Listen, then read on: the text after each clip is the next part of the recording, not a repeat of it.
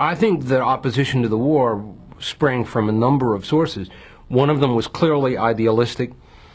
Here we are, what should be the great democratic power. We ought to be living up to our democratic ideals. We shouldn't be going around beating up on other people who, after all, in their own Declaration of Independence, echoed the words of our Declaration of Independence and took the same language to declare what they wanted to do. We shouldn't be the successors to the French Empire.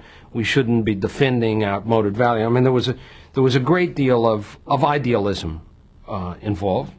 There was a certain amount of self-protection involved, particularly by 66, 67.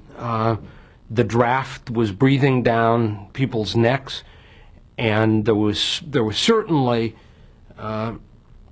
some part of the anti-war movement that was driven by that, and I think you'd have to say that it divided out to some extent. I would say among the people who were most active, the leaders, although they would not allow themselves to be called that,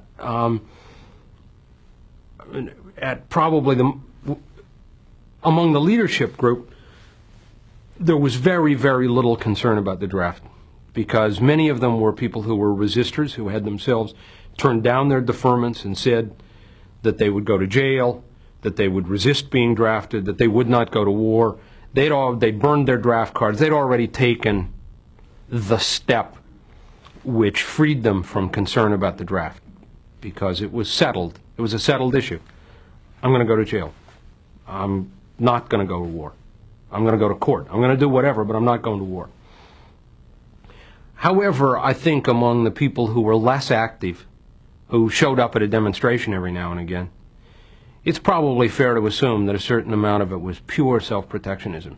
It was, I don't want to go, and anything I can do to stop it so I don't have to go, I'm prepared to do, so long as what I have to do to stop it isn't as bad as what I have to do if I go there. So, no, I'm not prepared to go to jail for 4 years in order to avoid the military for 3 years. On the other hand, 6 months, a year, we can negotiate here.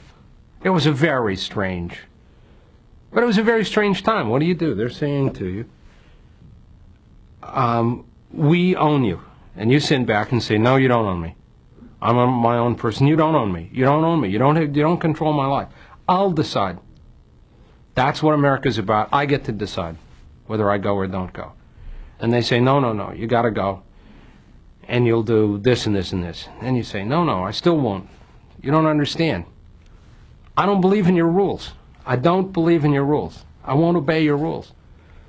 So you keep going through this sort of funny charade of things. Anyway, they finally never drafted me. I mean, I never got a call, and I never had a draft card, and I just that was the end of the discussion.